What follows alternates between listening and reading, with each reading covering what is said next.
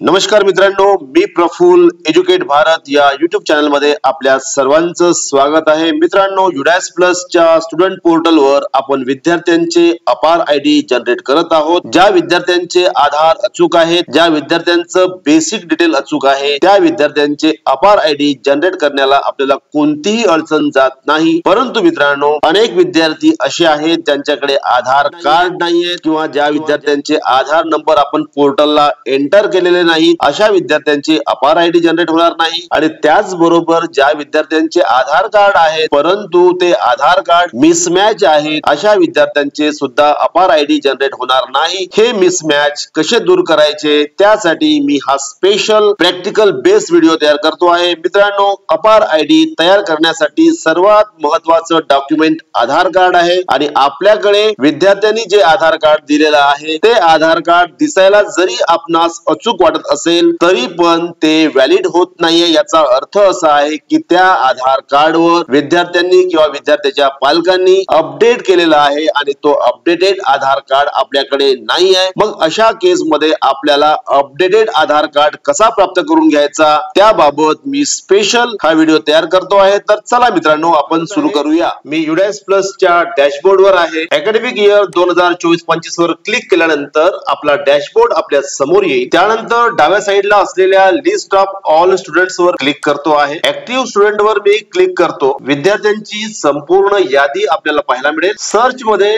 मी mismatch click करतो। इथे बघा, एक विद्यार्थी आपल्या समोर आलेला आहे ज्याच्या आधार मध्ये मिसमॅच आहे। त्याच्या बेसिक डिटेल मध्ये नाव आणि आधार व्हॅलिडेट मधलं नाव या दोघात मिसमॅच आहे आणि हा मिसमॅच आपल्याला काढायचा आहे। आणि त्यासाठी सर्वात पहिलं काम मी जे आपणास सांगतो आहे ते म्हणजे आधार डाउनलोड करणे। कारण आपल्याकडे जो आधार कार्ड विद्यार्थ्यांनी दिलेला आहे तो आधार कार्ड आपल्याला दिसायला जरी अचूक वाटत असला तरी तो अचूक आहे असं खात्रीने आपण सांगू शकत नाही। अशा केस मध्ये त्या विद्यार्थ्याचा अचूक आधार शोधणे यासाठी हा व्हिडिओ आहे। तर चला मग आपण सुरू करूया। मी गुगल क्रोमच्या या प्लस वर क्लिक करतो आहे, नवीन टॅब ऍड करतो आहे। सर्च बार मध्ये आपल्याला डाउनलोड आधार टाइप करायचं आहे, एंटर करायचं आहे। आपल्या समोर UIDAI ची वेबसाईट येईल। गेट आधार वर आपल्याला क्लिक करायचं आहे। इथे क्लिक केल्यानंतर आपल्या समोर अशा पद्धतीचा एक पेज येईल। यामध्ये माय आधार वर क्लिक करायचं आहे आणि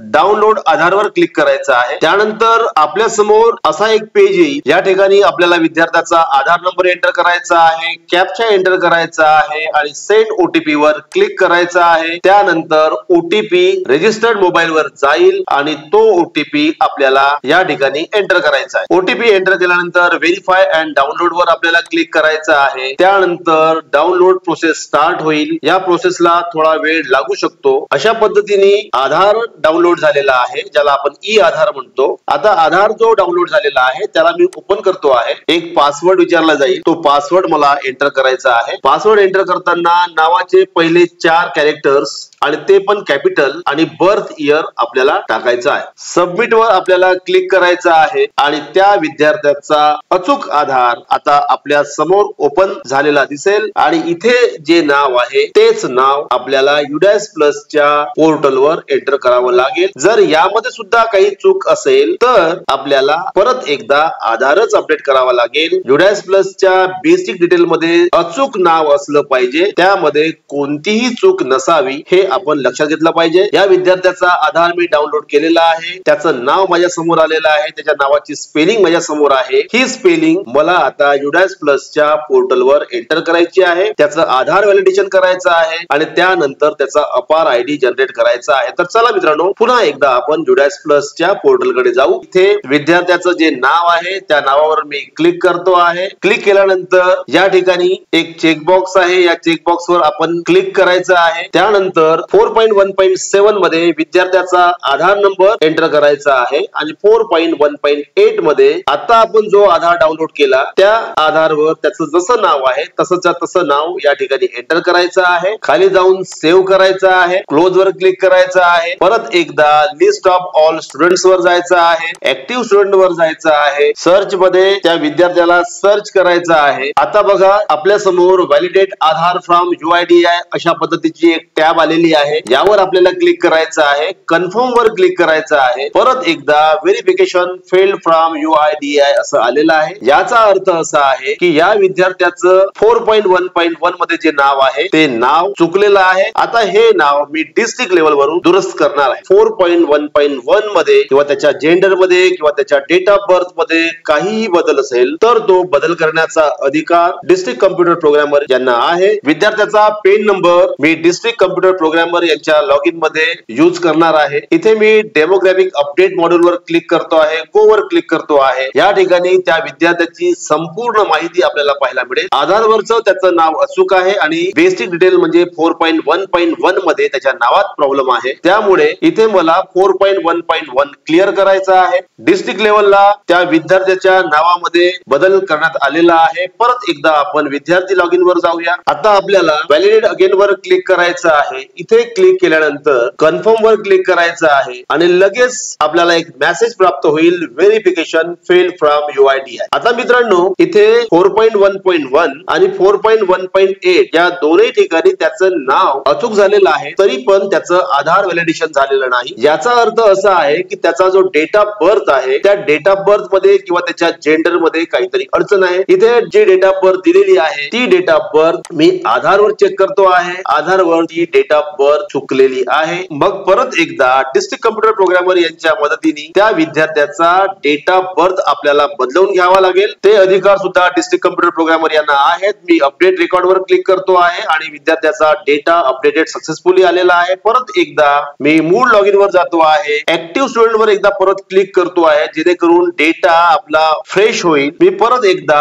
स्टुडंट पोर्टल वर जातो आहे. त्या विद्यार्थ्याच्या नावासमोर असलेल्या व्हॅलिडेट अगेन या बटन वर क्लिक करतो आहे, कन्फर्म वर क्लिक करतो आहे आणि आता आपण बघूया की त्या विद्यार्थ्याचा आधार व्हॅलिडेशन होते की नाही. प्रोसेसिंग सुरू आहे आणि आता आपल्या समोर एक मेसेज आलेला आहे, Aadhaar details already validate for the selected student. परत एकदा आपण त्याला सर्च करून बघूया आणि बघा मित्रांनो इथे त्या विद्यार्थ्याचा आधार व्हॅलिडेट झालेला आहे. आता या विद्यार्थ्याचा आपल्याला अपार जनरेट करायचा आहे. मी अपार मॉड्यूल वर जातो आहे. इथे जाऊन त्या विद्यार्थ्याचा वर्ग आपल्याला सिलेक्ट करायचा आहे, गो वर क्लिक करायचा आहे. आता बघा या विद्यार्थ्याची संपूर्ण माहिती आलेली आहे, परंतु याचा अपार आयडी जनरेट झालेला नाहीये. त्यामुळे जनरेट वर आपल्याला क्लिक करायचं आहे. इथे क्लिक केल्यानंतर परत एकदा संपूर्ण माहिती आपल्याला पाहायला मिळेल. मित्रांनो हा कन्सेंट फॉर्म आहे. या ठिकाणी आपल्याला विद्यार्थ्याचे आई वडील किंवा पालक यांचा आधार किंवा पॅन कार्ड किंवा पासपोर्ट किंवा ड्रायव्हिंग लायसन्स किंवा वोटिंग कार्ड यापैकी कुठलाही एक डॉक्युमेंट आपल्याला दाखवायचं आहे. या ठिकाणी विद्यार्थ्याच्या वडिलांचं नाव लिहायचं आहे.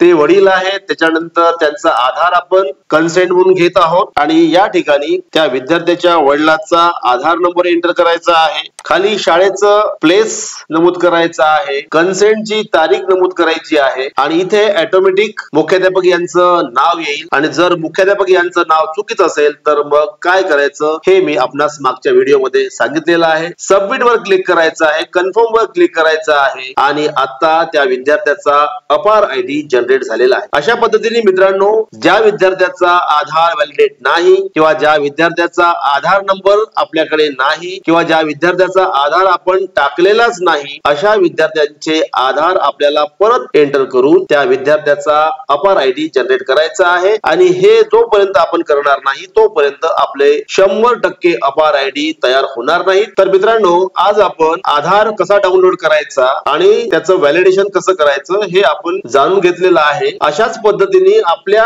शाळेच्या ऍक्टिव्ह स्टुडंट्स लिस्ट मध्ये जेवढ्या विद्यार्थ्यांचे आधार मिसमॅच आहे किंवा जेवढ्या विद्यार्थ्यांचे आधार व्हॅलिडेट झालेले नाहीये अशा विद्यार्थ्यांचे आधार आपण डाउनलोड करणे हा सर्वात उत्तम पर्याय आहे. त्याचद्वारे आपल्याला ऍक्युरेट विद्यार्थ्याच्या आधार कार्ड वर काय आहे हे माहित होईल आणि ही प्रोसेस अत्यंत सोपी आहे. फक्त आधार डाउनलोड करत असताना त्या आधार कार्ड वर जो मोबाईल नंबर एंटर झालेला आहे तो मोबाईल नंबर एकतर आपल्या संपर्कात असला पाहिजे किंवा शक्य असेल तर तो आपल्या जवळ असला पाहिजे. तर अशा पद्धतीने आपण विद्यार्थ्यांचे आधार डाउनलोड पण करू शकतो, व्हॅलिडेट करू शकतो आणि व्हॅलिडेट झाल्यानंतर त्या विद्यार्थ्याचा अपार आयडी पण आपण जनरेट करू शकतो. ज्या विद्यार्थ्यांच्याकडे आधार कार्ड आहेत परंतु पोर्टलला एंटर केलेले नाही अशा विद्यार्थ्यांचे आधार नंबर एंटर करावे, त्यांची डिटेल एंटर करावी, त्या विद्यार्थ्यांचं व्हॅलिडेशन करावं, अपार आयडी जनरेट करावी. ज्या विद्यार्थ्यांच्या आधार कार्ड मध्ये चुका झालेल्या आहेत अशा विद्यार्थ्यांना आधार सेंटरवर पाठवून अपडेट करून घ्यावं. 3 ते 4 दिवसामध्ये आधार जनरेट होतो आणि जे अपडेट त्यांनी आधार केंद्रावर केलेला आहे त्याची एक प्रत आपण शाळेवर प्राप्त करून घ्यावी. म्हणजेच आपल्याला काय बदल झाले ते कळू शकतील. सर्व विद्यार्थ्यांची याच पद्धतीने जर माहिती आपण अपडेट केली तर मग आपल्याला अपार आयडी जनरेट करण्यासाठी कोणतीही अडचण जाणार नाही आणि जे बदल आपल्या स्तरावरून करणे शक्य नाही त्यासाठी आपण डिस्ट्रिक्ट कम्प्युटर प्रोग्रामर यांच्याकडे SO3 फॉर्म घेऊन जावं किंवा त्यांच्याशी संपर्क करावा. ते आपली सर्व माहिती अपडेट करून देतील. तर चला मित्रांनो, आपल्याला हा व्हिडिओ कसा वाटला कृपया अवश्य कमेंट करावं. सर्वांना हा व्हिडिओ नक्कीच आवडलेला असेल त्यामुळे चॅनलला सबस्क्राईब करायला अजिबात विसरू नका. व्हिडिओला लाईक करा आणि हा व्हिडिओ सर्वांना शेअर करावा. पुन्हा भेटू नवीन व्हिडिओसह. तोपर्यंत सर्वांना माझ्या खूप खूप शुभेच्छा. Thank you so much.